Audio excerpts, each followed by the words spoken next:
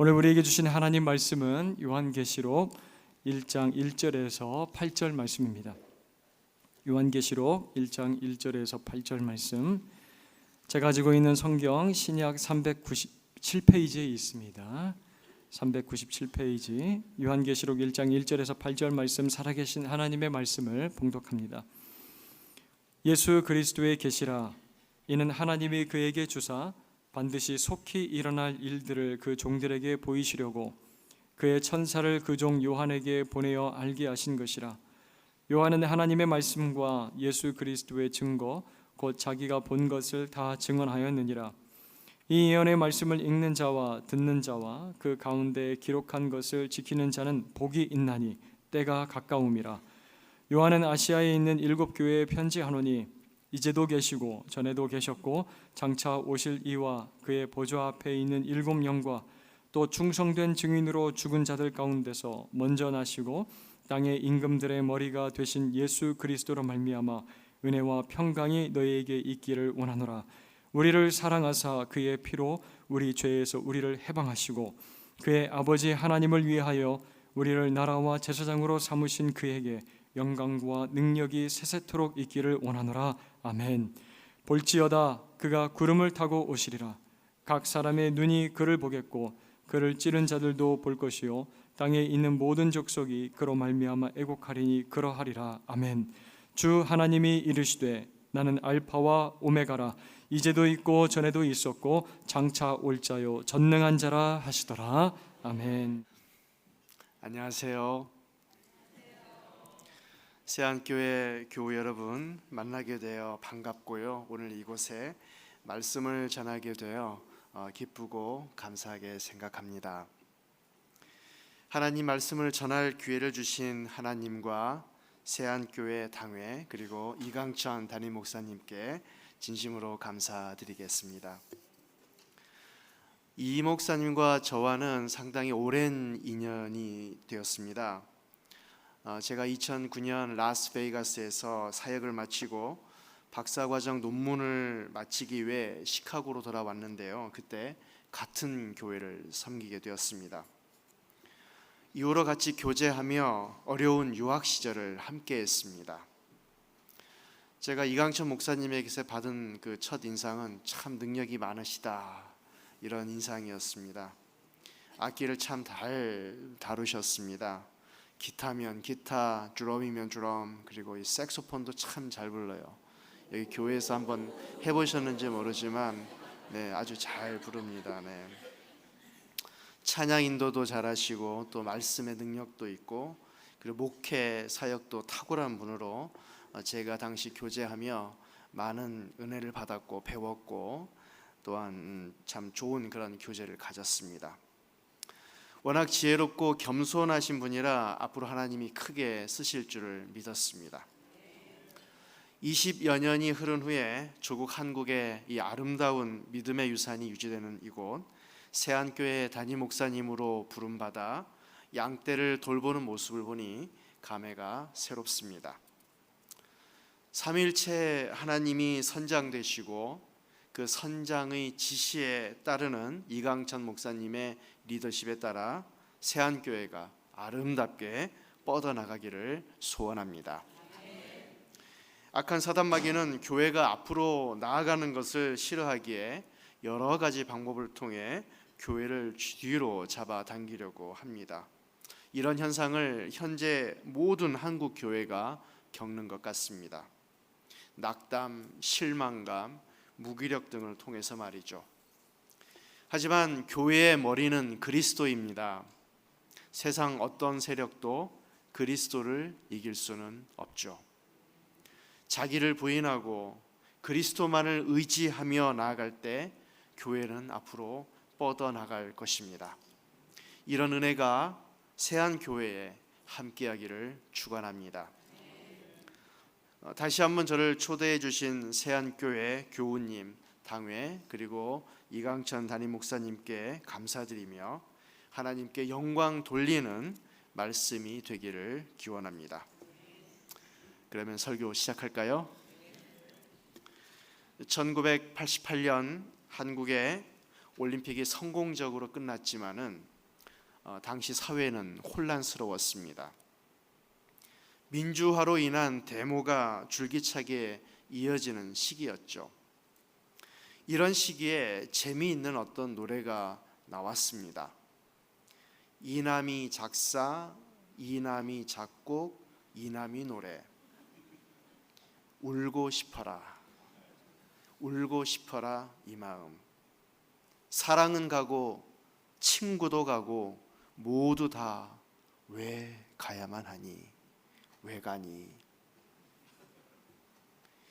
울고 싶은 사람들에 의해서 우울하게 애창되었던 노래였죠. 사랑도 가고 친구도 가고 모두 다 왜 가야만 하니 울고 싶어라. 그런데 오늘 본문의 한 사람의 심정이 이와 같습니다. 요한입니다. 사도 요한. 이 사람은 예수님의 12 제자 가운데 한 사람입니다. 그는 예수님에게서 가장 많은 사랑을 받았다고 생각하죠. 그래서 요한복음을 쓸 때 자기를 가리켜 즐겨 쓰는 표현이 있었습니다. 바로 예수님이 사랑하시던 제자. 한번 예를 볼까요? 요한복음 13장 23절 말씀인데요.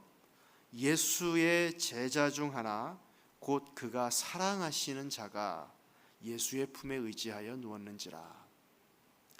그리고 요한복음 19장 26절인데요. 예수께서 자기의 어머니와 사랑하시는 제자가 곁에 서 있는 것을 보시고, 요한을 사랑하셨던 예수님은 어느 날 십자가에서 죽고 부활하셨습니다. 그리고 갈릴리 호숫가에서 고기를 잡고 있던 제자들에게 나타나셨죠. 그곳에서 예수님은 시몬 베드로에게 말씀하십니다. 요한복음 21장 18절로 19절 말씀인데요.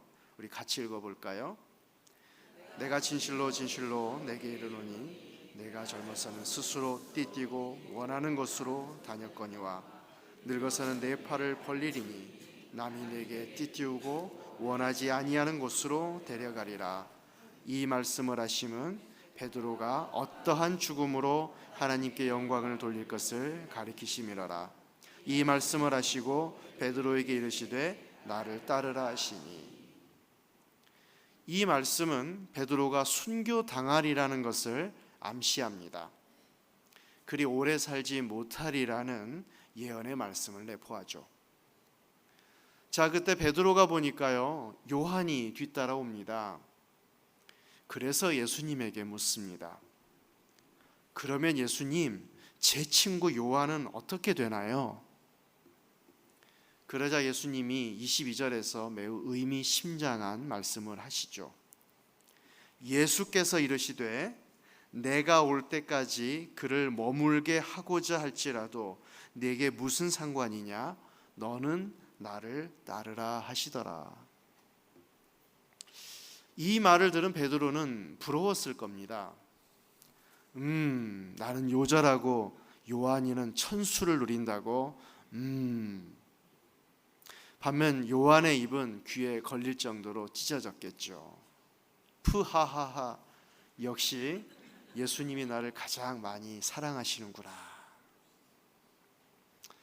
장수가 복일까요? 세월은 유수와 같이 흐릅니다. 예수님은 하늘로 승천하시고 오순절 성령은 강림하시고 복음은 전파되죠.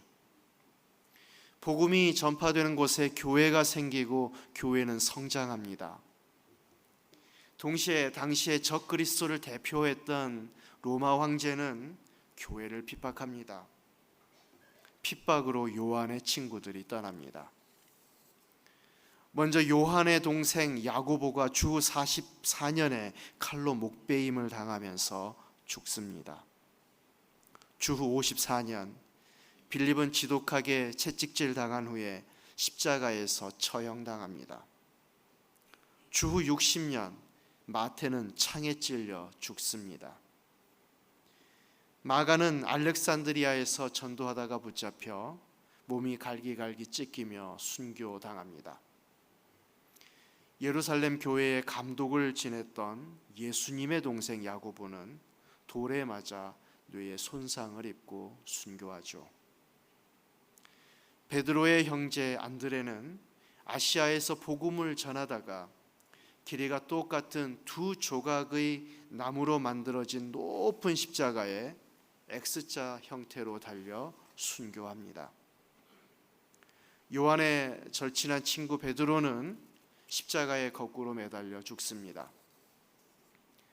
그는 사랑하는 주님과 또 같은 방법으로 고난받을 만한 가치가 없다고 생각했기에 이처럼 스스로 고통스러운 자세를 취했다고 합니다.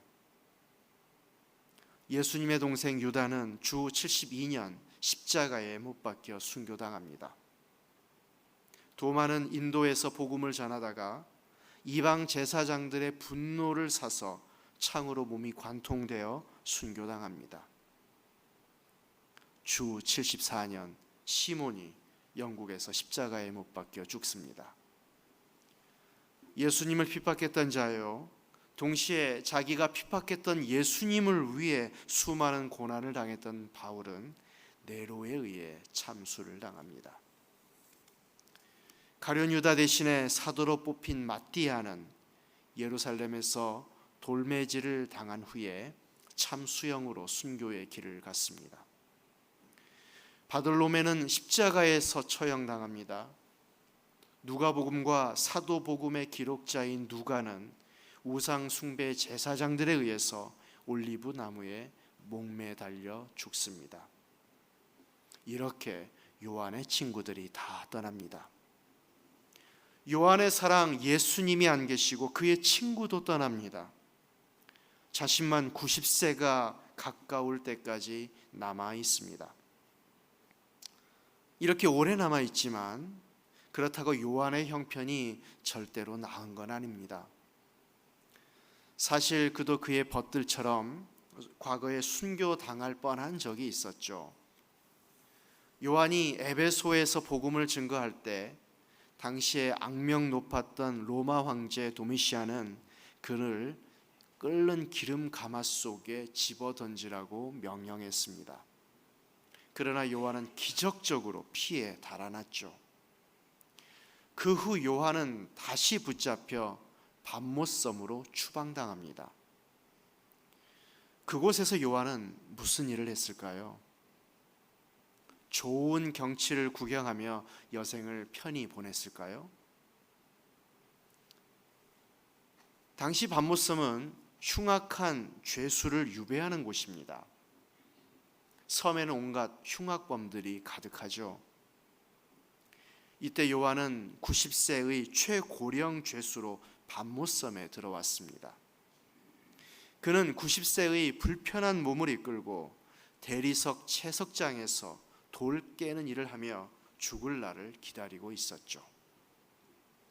그곳의 간수들이 요한의 사정을 봐주었을까요?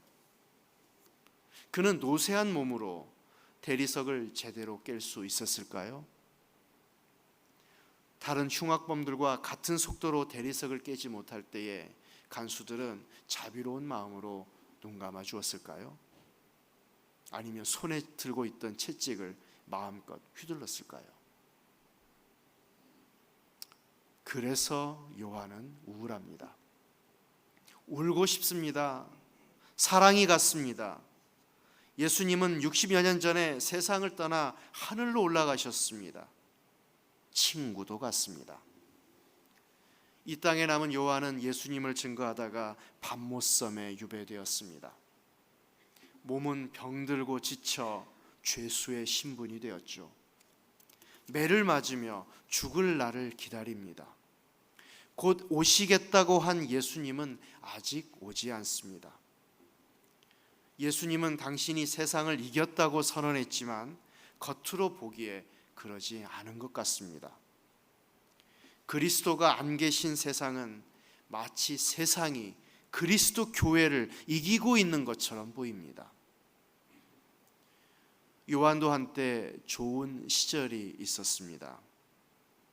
많은 사람이 예수님을 따르고 받들며 존경해 주던 시절, 예수님과 같이 있기만 해도 많은 사람의 부러움을 한 몸에 샀던 시절, 예수님이 보리떡 5개와 물고기 2마리로 장정 5,000명을 먹였을 때에 귀신을 쫓고 병자의 불치의 병자를 고쳐주고 심지어 죽었던 나사로를 살려주셨을 때에 그 자리에 있었던 것만으로도 그는 영광의 자리에 있었습니다.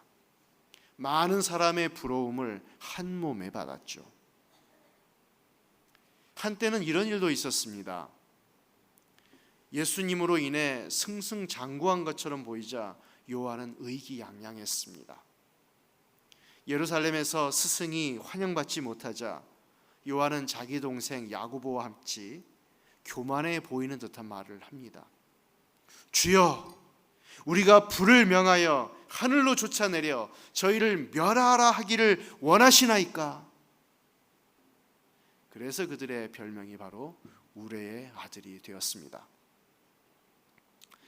이들은 말 그대로 나르는 새도 떨어뜨릴 만한 그런 자신감이 있었습니다. 참으로 좋은 시절이었죠. 부활하신 예수님을 갈릴리 호수에서 다시 만났을 때만 해도 좋은 시절이었습니다. 하지만 이제 봄날은 갔습니다.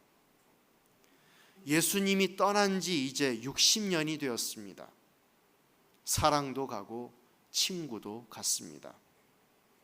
90세의 요한은 죄수의 신분으로 밤못섬에서 강제 노동에 시달립니다. 노예처럼 시달립니다. 몸은 만신창이가 됩니다. 피곤한 날입니다. 우울한 날입니다. 울고 싶은 날입니다. 떠나간 봄날은 오지 않습니다. 여러분은 어떻습니까? 저는 여러분이 평화로운 삶을 살면 좋겠습니다. 날마다 번영하는 삶을 살면 좋겠습니다. 번영하지는 못한다고 해도 최소한 그저 하루하루 무탈하게 넘어가는 삶이라도 살았으면 좋겠습니다. 그리고 여기에 모이신 많은 분이 그런 삶을 누릴 줄 압니다. 그러나 인생은 높은 산이 있으면 깊은 골짜기도 있는 법이지요. 비가 내리고 창수가 나고 바람이 불어 여러분 집에 부딪히는 날이 있습니다. 이런 날은 누구에게나 찾아옵니다. 분명 인생에는 봄날이 있습니다.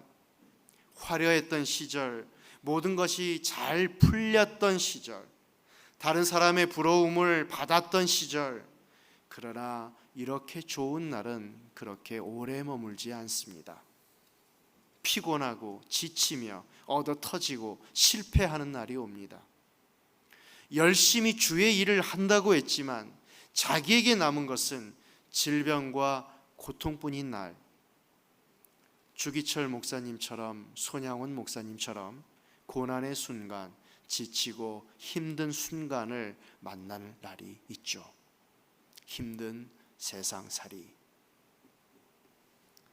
그러다가 인생의 마지막 순간도 유쾌하지 않습니다. 마지막 숨을 내쉬는 그 순간도 역시 우울하기는 마찬가지입니다. 해결책이 없는 걸까요? 방법이 없는 걸까요?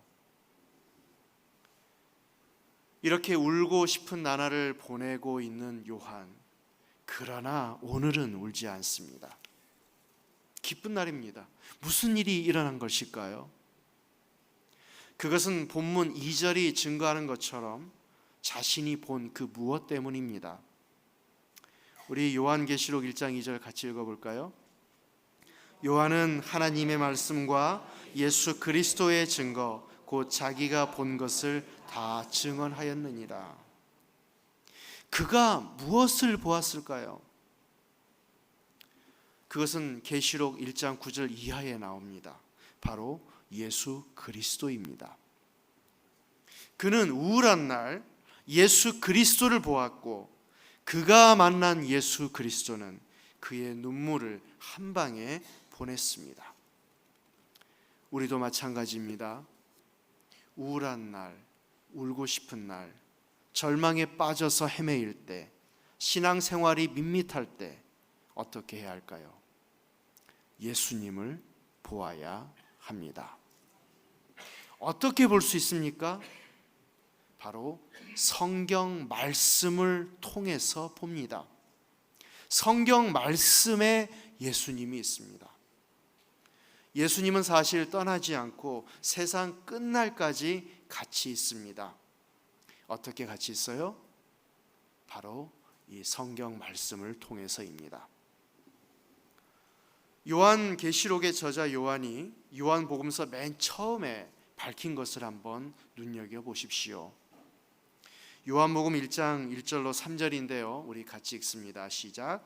태초에 말씀이 계시니라. 이 말씀이 하나님과 함께 계셨으니 이 말씀은 곧 하나님이시니라. 그가 태초에 하나님과 함께 계셨고 만물이 그로 말미암아 지은 바 되었으니 지은 것이 하나도 그가 없이는 된 것이 없느니라. 아멘. 자, 이 구절에 의할 때에 예수님은 태초부터 계셨습니다. 여기에 나오는 말씀은 결국 성자 예수님을 뜻합니다. 구약에도 계셨고요, 신약에도 계셨고요, 그리고 지금도 계십니다. 어떻게 그럴 수 있죠?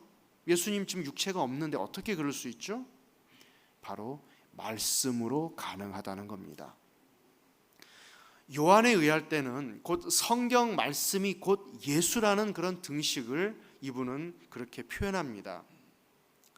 한번 본질에 대해 한번 생각해 보죠. 우리 인간의 본질이 뭔가? 우리 껍데기인 육체일까? 손인가? 다리인가? 우리는 그게 아니라 영혼이라고 생각하겠죠. 마찬가지로 요한복음에서 요한은 예수님의 본질을 바로 말씀으로 표현을 했습니다. 성경 말씀, 하나님의 계시가 곧 성자입니다. 따라서 울고 싶은 날, 패배한 날, 위로받으려면 예수님을 만나야 합니다. 그리고 예수님을 만나려면 말씀을 접해야 합니다. 특별히 요한계시록의 목적이 이것입니다.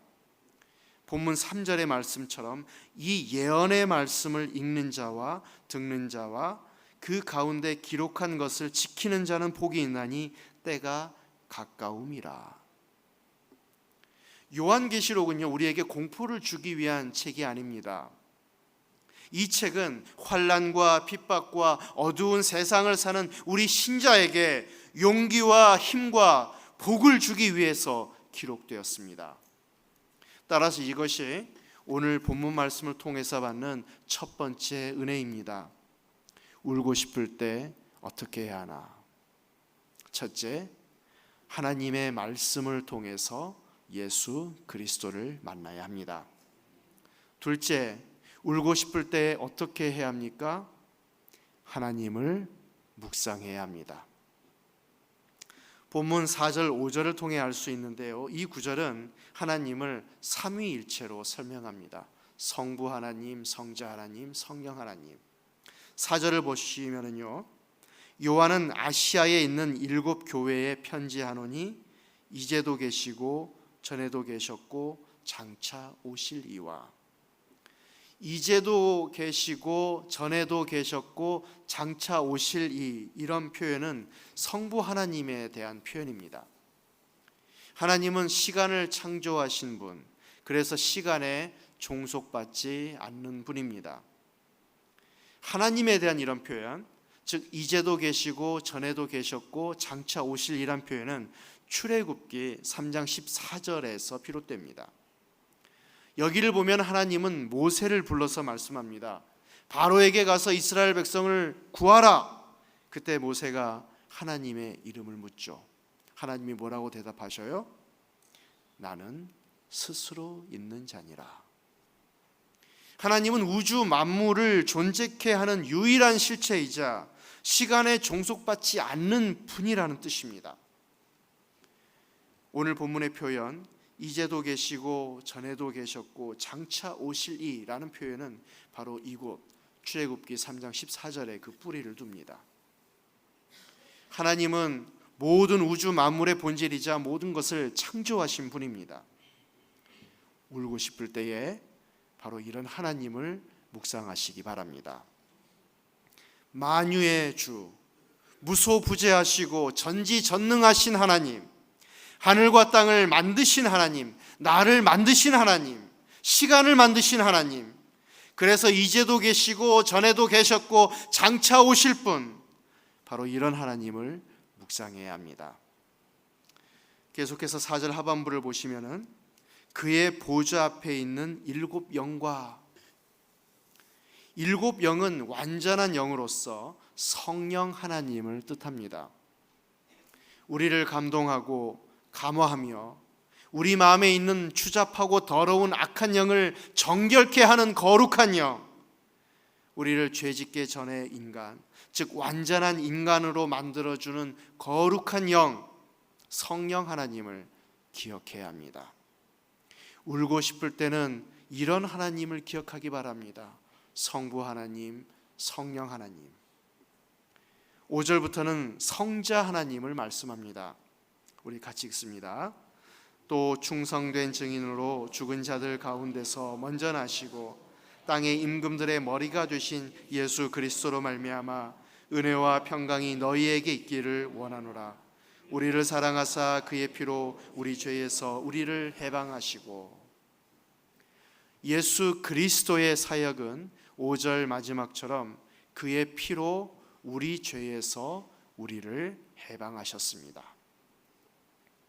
이 표현은 마태복음 1장과 연결됩니다. 마태복음 1장 21절 같이 읽습니다. 아들을 낳으리니 이름을 예수라 하라. 이는 그가 자기 백성을 그들의 죄에서 구원할 자이심이라 하니라. 아멘. 어디에서 구원해요? 우리의 죄에서 구원합니다. 세상 사람들은 죄 짓는 일을 좋은 것으로 여깁니다. 달콤한 거라고 생각하죠. 예를 들어 볼까요? 많은 사람이 이런 말을 합니다. 만약 아무리 흉악한 죄를 짓고 살아도 예수 믿기만 하면 구원받는다면은 나는 계속 죄를 짓다가 죽기 직전에 예수 믿으면 되겠네? 이런 냉소를 보내죠. 여러분, 이 말 어디가 잘못되었을까요? 이 말 속에는 잘못된 전제, 프리서포지션, 즉 가정이 있습니다. 그것은 바로 죄 짓는 것이 좋다는 가정이죠. 그러니까 좋은 것, 즉 죄 짓는 것을 즐기다가 마지막에 믿겠다는 어리석은 말을 합니다. 그러나 성경은 분명히 말합니다. 죄 짓는 것은 고통스러운 것이고 이미 지옥이라고. 그래서 우리는 어디에서 구원되어야 해요? 죄에서 구원되어야 합니다. 지옥에서 구원되는 게 아니고 죄에서 구원되는 겁니다. 하나님이 이 일을 이루셨습니다. 갈보리 십자가 위에서 죽으심으로 우리를 대신해 벌을 받음으로 죄의 값을 치르셨습니다. 그래서 벌레 같은 우리를 구원하셨죠. 하나님은 이런 분이십니다. 울고 싶을 때에 하나님의 이런 모습을 묵상해야 합니다. 그러면 5절 중간 말씀처럼 은혜와 평강이 있습니다. 은혜와 평강이 너희에게 있기를 원하노라. 여러분, 울고 싶습니까? 좀처럼 신앙의 진전이 없습니까? 예전처럼 뜨거워지고 싶습니까? 활기찬 신앙 생활을 하고 싶습니까? 은혜와 평강 가운데 거하고 싶습니까? 첫째, 말씀을 통해서 예수님을 만나야 합니다. 둘째, 하나님을 묵상해야 합니다. 그리고 셋째, 마지막으로 예수님의 재림을 사모해야 합니다. 본문 7절 말씀 같이 읽습니다. 볼지어다 그가 구름을 타고 오시리라. 각 사람의 눈이 그를 보겠고 그를 찌른 자들도 볼 것이요 땅에 있는 모든 족속이 그로 말미암아 애곡하리니 그러하리라. 아멘. 예수님이 구름 타고 다시 오신다고 말씀합니다. 구름은 예수님을 나르는 운송 수단은 아닙니다. 이 구름은 바로 하나님의 임재를 상징하죠. 하나님의 임재 가운데에 오신다는 겁니다. 바로 그때 세상 모든 사람이 예수님을 볼 것입니다. 그리고 그를 찌른 자들도 봅니다. 누가 예수님을 찌른 자일까요? 당시의 로마 군병일까요? 여기에서 예수님을 찌른 자는 단지 로마 군병만을 의미하지 않습니다. 이것은 범우주적 의미를 가집니다. 따라서 예수님을 찌른 자는 바로 저와 여러분이죠. 왜냐하면은 예수님을 찔러야 우리가 살 수 있기 때문입니다. 왜냐하면 그가 죽어야 내가 살기에, 그가 찔려야 내가 찔림을 당하지 않기에. 이사야서 53장에서 말씀합니다. 4절 5절 우리 같이 읽습니다. 그는 실로 우리의 질고를 지고 우리의 슬픔을 당하였거늘 우리는 생각하기를 그는 징벌을 받아 하나님께 맞으며 고난을 당한다 하였노라. 그가 찔림은 우리의 허물 때문이요 그가 상함은 우리의 죄악 때문이라. 그가 징계를 받음으로 우리는 평화를 누리고 그가 채찍에 맞음으로 우리는 나음을 받았도다. 바로 그 예수님이 다시 오시기에 우리는 세상 모든 족속은 그를 인하여 애곡할 것입니다. 이때 모든 족속이 슬퍼하는데요, 이는 회개하기 위한 거룩한 슬픔입니다. 예수님을 찔러야 모든 족속이 복을 받을 수밖에 없기에 우리는 그를 찔렀습니다. 그러나 그는 다시 살아나셨고 이제는 영광 가운데 그분은 계시죠. 바로 그 가운데 있는 그를 우리는 봅니다. 그때 우리는 감사와 슬픔이 교차되는 거룩한 애곡을 할 것입니다. 그러면 주님은 우리의 눈물을 닦아 주십니다. 요한계시록 21장 4절 말씀 같이 읽습니다. 모든 눈물을 그 눈에서 닦아 주시니 다시는 사망이 없고 애통하는 것이나 곡하는 것이나 아픈 것이 다시 있지 아니하리니 처음 것들이 다 지나갔음이라라. 아멘. 이것이 바로 예수님 재림 때의 모습입니다. 그러므로 오늘을 살아가는 모든 사람은, 특히 울고 싶은 모든 사람은 이때를 기다리고 사모해야 합니다. 존경하는 세안 교우 여러분, 살다 보면 울고 싶은 날이 있습니다. 이런 날이 올 때 세 가지를 하시기 바랍니다. 첫째, 예수님을 만나야 합니다. 하나님 말씀을 접함으로 만나야 합니다. 그러기 위해서는 각종 예배나 성경 공부 모임, 제자 훈련, 순 모임에 적극 참여하기를 권면합니다. 교회의 어떤 모임이든지 어떤 훈련이든지 적극적으로 참여해서 말씀 가운데 예수님을 만나시기를 축원합니다. 둘째, 하나님이 어떤 분인지 묵상해야 합니다. 전지전능하신 하나님, 나를 만드시고 지키시는 하나님, 그리고 깨끗한 영, 거룩한 성령으로서 나를 정화하는 성령님, 그리고 벌레 같은 나를 위하여 십자가에서 보혈 흘려주셔서 나를 악에서 구하신 하나님을 묵상해야 합니다. 셋째, 예수님이 다시 오실 날을 사모해야 합니다.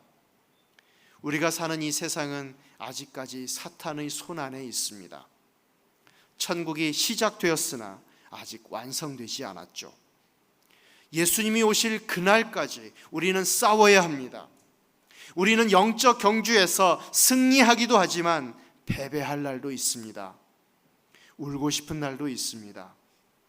그때마다 예수님이 재림할 날을 학수고대하며 사모해야 합니다. 기다려야 합니다. 마지막 날 세상과 인생의 종말을 기다리며 살아야 합니다. 그러면 주님이 우리의 눈에서 모든 눈물을 씻기시고 영원한 생명을 주실 것입니다. 모든 눈물을 그 눈에서 닦아주시니 다시는 사망이 없고 애통하는 것이나 곡하는 것이나 아픈 것이 다시 있지 아니하리니 처음 것들이 다 지나갔음이러라. 이런 은혜가 세안교회 모든 교우에게 함께하기를 축원합니다. 기도하겠습니다. 하나님, 영적 경주를 하며 살아갈 때 하나님의 계시 말씀을 통하여 예수님을 적극적으로 만나게 인도하시고 하나님이 누구인가를 알아가게 인도하시고 예수님의 재림을 사모하게 인도하여 주옵소서. 예수님 이름으로 감사하며 기도 올립니다. 아멘.